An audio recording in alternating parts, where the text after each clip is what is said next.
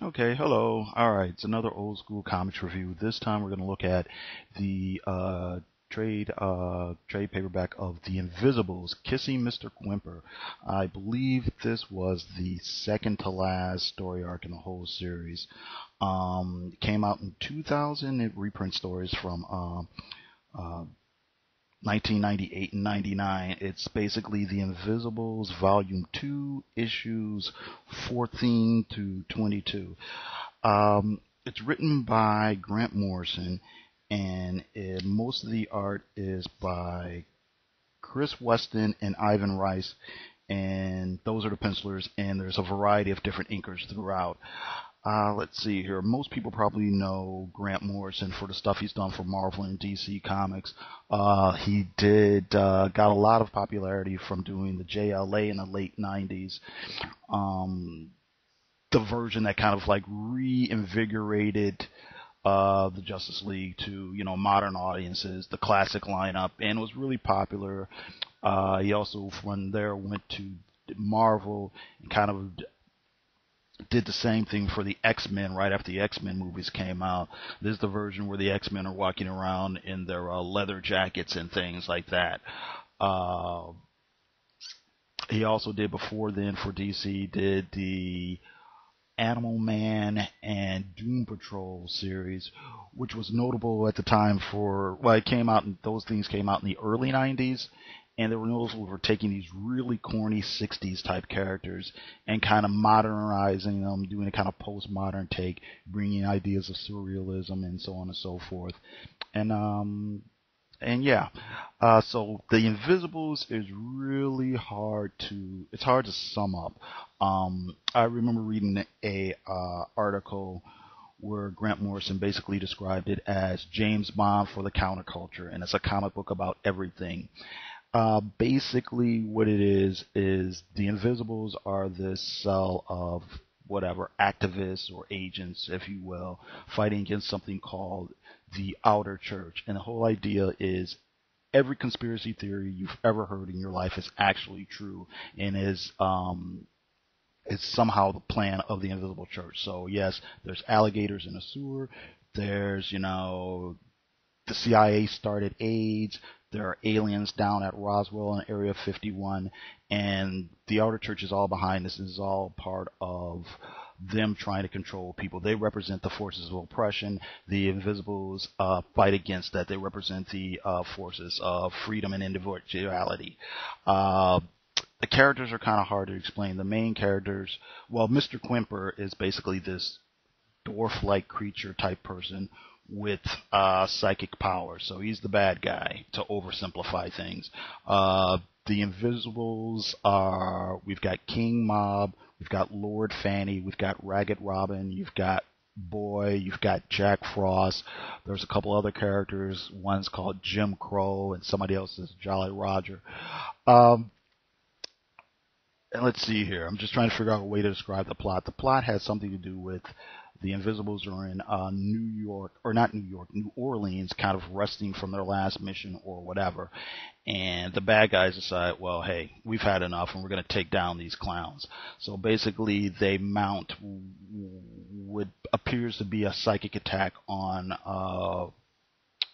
Ragged Robin, and then there's also something to do with the agents trying to break into Area 51, trying to break into Roswell to recover a UFO or something like that. And the UFO is basically this blob, this silvery blob of liquid.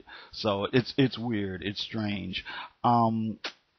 This comic book is, well, that's kind of like the plot. Why person starts at point A and gets to point B, but it's really about all sorts of other things. It's really about the nature of reality. I think it's there's all sorts of things where Ragged Robin starts to imagine, well, wait a minute, am I really this crazy, super sexy witch psychic person from the future?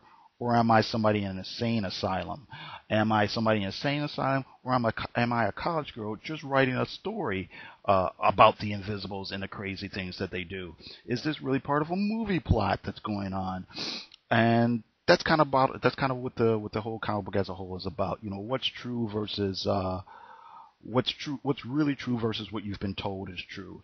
Um, I would kind of recommend this to anybody who who's looking for something that's beyond conventional action adventure stories. You've got your action adventure, but you've also got a lot of metaphysics going on here. A lot of postmodern story ideas, lots of cut and paste, lots of stream of conscious, uh, lots of trippy elements here. And when I mean trippy, I mean psychedelic. You know, all very free your mind, and the rest will follow. Uh, let's see here. I think it's actually pretty interesting that even though in the story at one point as part of the kind of ideas flaking around the bits, there's the idea that this is all just a work of fiction. They actually were going to option, or I guess they did option the Invisibles for a television series in Britain, but it's I guess it's stuck in development, so who knows if it'll ever be shown. Um, the art is the art's actually very good. It's serviceable. It's not flashy, but it tells a story it tells an unconventional story in a very conventional way. Lots of detail. Uh, hey, New Orleans looks like New Orleans. New York City looks like New York City. The army bases look like army bases. Um, the mansions look like mansions. Army guys standing around in wrinkly clothes look like army guys standing around in wrinkly clothes. And I just bring that up because there's lots of guys who are into doing like really crazy, flashy superhero art, especially back at this time, back during the 90s, where nothing looked like anything. And I think you know what I'm talking about. You know, giant splash pages of guys with their teeth gritted, charging at each other with big shoulder blades and guns and things. But God forbid you have to buy it. You have to draw a chair or something. Um, anyway, what else can I say about this? I would recommend this comic book to anybody who's into anything that's a little bit off the beaten track. I would recommend it to anybody who likes alternative rock, anybody who's into punk rock, anybody who's into old school psychedelic music. If you're into stuff like William Burroughs, if you're into stuff like Philip K. Dick, I'm trying to think, Thomas Gibson, and maybe. Yeah, so if you're a college student looking for different sorts of things, if you're an old school comic book guy, if you're a younger person who, like I said, is just smart enough to get some of these things, and you actually do have to read the comic 2 or 3 times to get everything that's going on. So once again, I got to thank you very much for listening. Tell me, give me your ideas, your theories. Tell me if I'm full of it. Tell me if you think you agree with me. Once again, thanks for listening, and you have a great one.